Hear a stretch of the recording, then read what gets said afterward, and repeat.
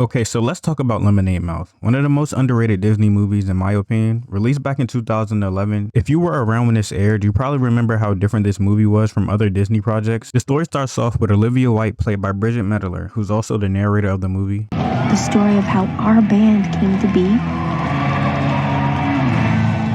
is a mystery to them all. Then we get to meet Win Gifford, played by Adam Hicks, who also played in one of the best TV shows ever. But Win's got a lot going on because his dad is dating a much younger woman, and Win is not okay with this, like, at all. Hey, don't you think it's a little weird that your girlfriend's still in college? She's 28, Win. She's just taking a photography course. Next up is Stella Yamada, who's basically the leader. Stella feels like the odd one out in her high-achieving family. Let's go, Stell.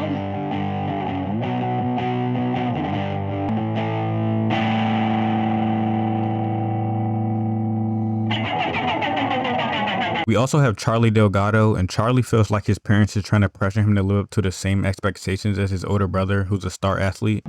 Soccer tryouts are today? Oh, right. Yeah, I'm thrilled. Tommy scored the winning goal at state finals with that ball.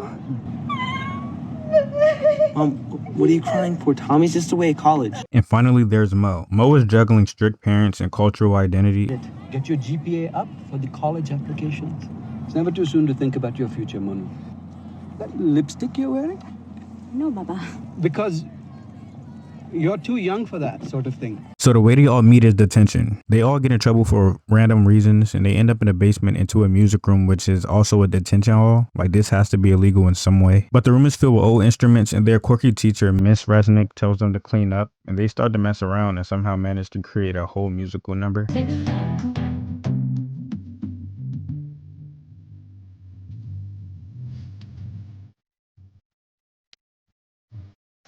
After this, the music teacher encourages them to make a band, and they all have mixed feelings about it, but the next day, Stella calls a meeting for them to talk about it some more.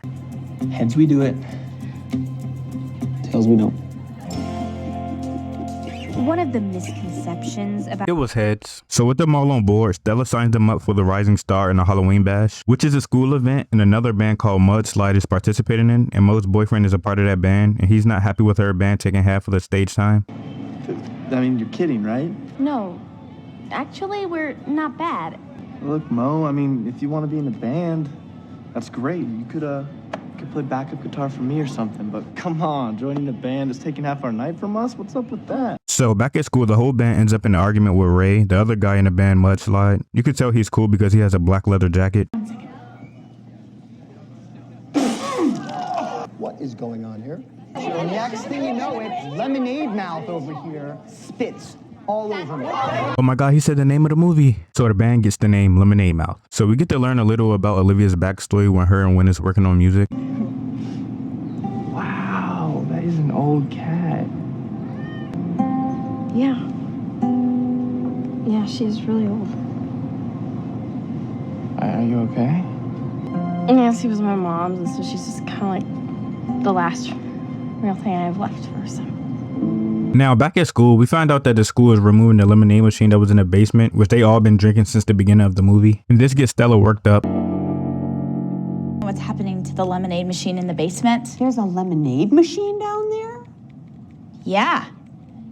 For now. I guess this makes sense because it's a symbol of their band, but at the end of the day, it's just lemonade, like literally. But Win is still going through it when his dad takes his relationship further with his younger girlfriend. What's all this? Silly stuff. She makes me happy, Win.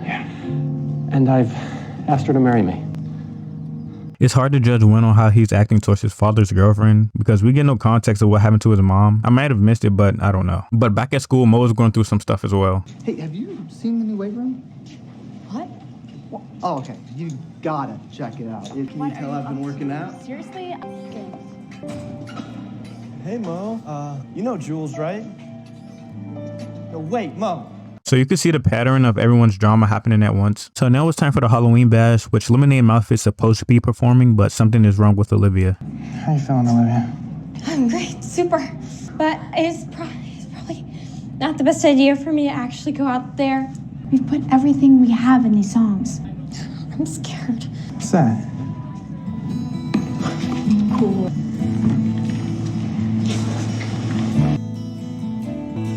I'm ready. So the power of Lemonade helps Olivia get over her nervousness, and now they finally perform. So after this performance, they announce how the school doesn't support other activities other than sports, and this leads into them singing yet another song about being heard. So this pisses off Principal Brennigan, and this leads to him banning them from performing at any other school events. You will not use the music room. You will not use the instruments. If I hear so much as a hum coming from the locker room showers,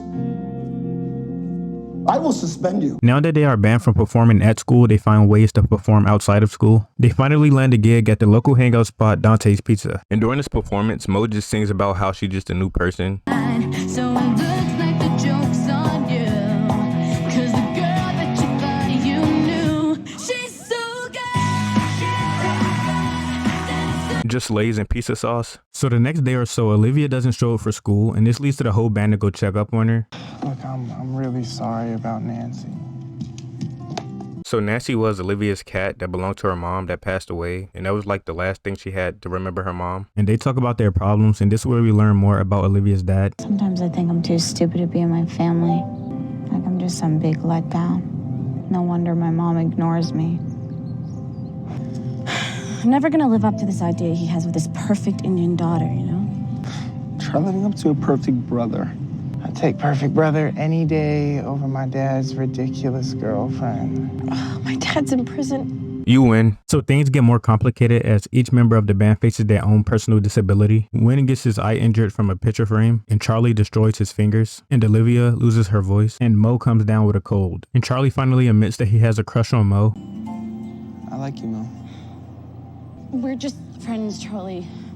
Fine. Be heard. It's a stupid song. I'm never singing it again.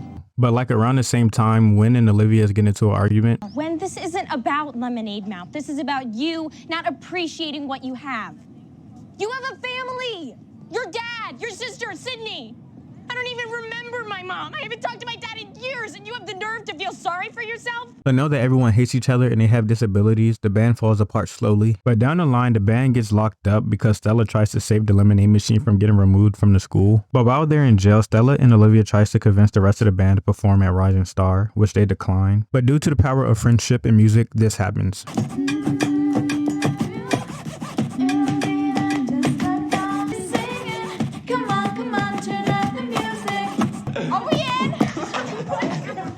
But after they get released from the holding cell, Win finally takes Olivia's advice. And Mo finally stands up for herself against her dad because her dad been on her back the whole movie. And Charlie gets some advice from his brother. You want to play music? You need to stand up to mom and dad and tell them that. And Stella finally gets the attention that she wanted from her mom. Now it's time for the Rising Star competition where we get to see Mutt live perform. Pretty girls are waiting to get their picture taken with the crush. Don't you wish you were us? I'm pretty sure she wanted a handshake dude. Now of course things don't go as planned because they all still have their injuries, but they still perform anyway. Trying hard to fight these tears. I'm crazy worried. So the crowd sees this and start to sing their song, and they even get help from Scott. Messing with my head, this fear. I'm so sorry. You know you gotta get it out. I can't take it. I'll find another band. Don't walk away from me. But they still end up losing. It's just how Mitchie lost in Camp Rock, but I guess there's a bigger lesson to be learned here, I guess. But towards the end of the movie, everyone finds closure in their struggles. Win starts to accept Sydney, and Mo and Charlie doesn't end up together. And Stella finds the owner of the lemonade company that they just can't live without and builds them an auditorium at school. And Win gets Olivia a new cat because, you know, her cat died earlier in the movie. What I like about Lemonade Mouth is that it still used like the same formula of other Disney movies, but the problems was like serious, but still minor in a sort. But at the end of the day, I like how the movie tackled real issues like family struggles and identity crisis, but it's just things you're going to go through in life. And I like how the movie gives decent examples of it. But when you get older, it's just not going to be this. It's going to be much harder. And I did not realize that when I was about 9 or 10 years old watching it.